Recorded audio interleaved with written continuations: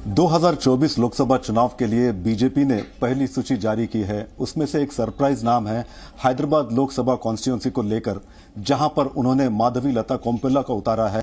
पहली बार जो है इलेक्शन लड़ रही है और वो भी यहां के दिग्गज नेता AIMIM के अध्यक्ष असदुद्दीन ओवैसी के खिलाफ। तो इस वक्त हमारे साथ माधवी लता जी है।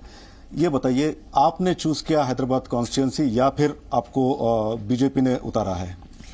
मैं कई सालों से हैदराबाद कॉन्स्टिट्यूंसी में काम कर रही थी और खास करके एक साल से तो हर दिन तकरीबन 11-12 घंटे में वहां काम करते आ रही हूँ। शायद अधिष्ठान ने ये देखा होगा, जान पहचाना होगा और हमको ये बहुत ही बढ़िया मौका दिया है आगे और अच्छे काम करने के लिए।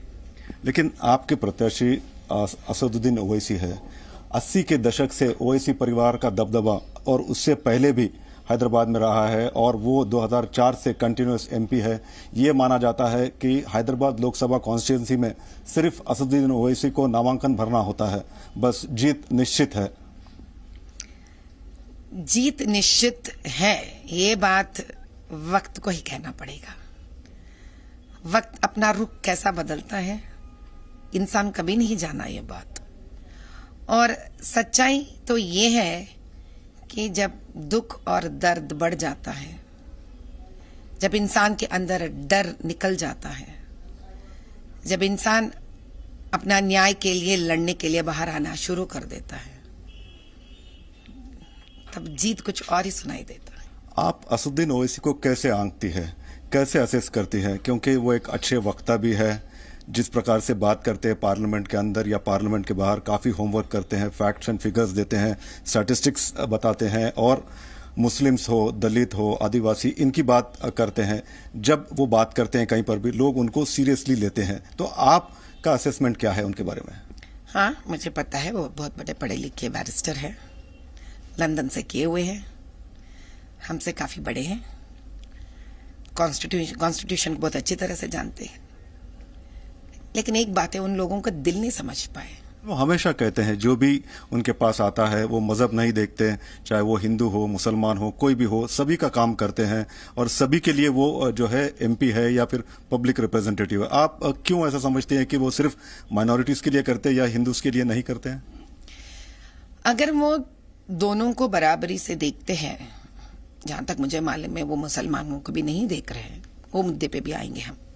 अगर वो दोनों को एक ही तरीके से देखते हैं तो अक्सर हिंदू के बहुत सारे बच्चे बिना कोई काम, बिना कोई गलत किए हुए पुलिस स्टेशन में पड़े रहते हैं।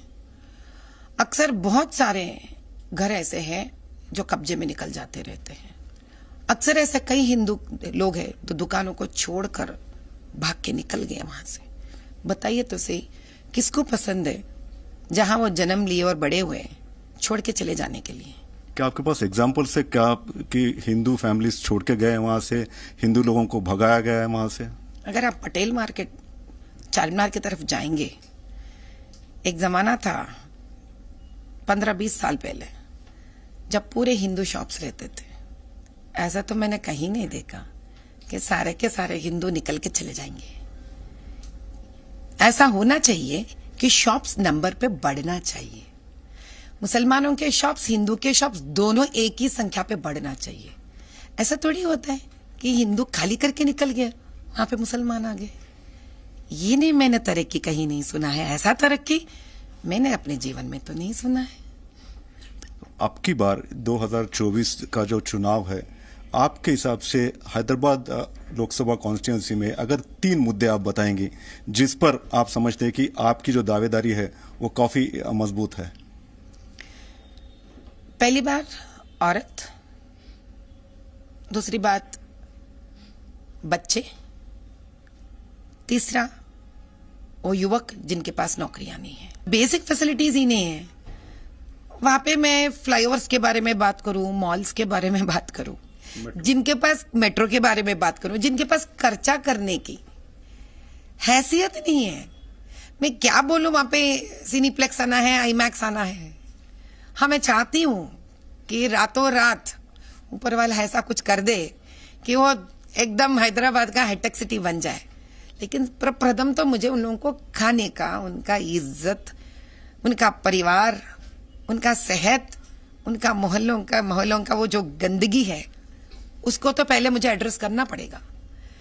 ये समय लगेगा, लेकिन मैं 5 सालों में, अगर मुझे पता है लोग हमको ही उन लोग ऑप्ट करेंगे, हमको वोट डालेंगे और हमारा जीत 5 सालों में उसको ऐसा जगह बनाएगी कि लोग चौंक जाएंगे कि असल कैपिटल सिटी तेलंगाना का क्या है।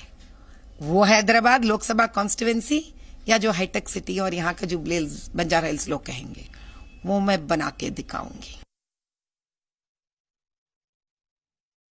कि उनके घर में बहुत सी चीजें ऐसे मिलेंगी जो बिल्कुल। तो माधवी लता होंगी ओवैसी के सामने इस बार, ओवैसी को चुनौती देंगी। और आपको बता दें कि इसके पहले बीजेपी ने लोकसभा के लिए 195 सीटों पर उम्मीदवारों का ऐलान कर दिया। उसमें 28 उम्मीदवार महिलाएं हैं, जिसमें एक नाम माधवी लता का भी शामिल है। हैदराबाद में ओवैसी को वो टक्कर देती हुई नजर आएंगी। Zee News.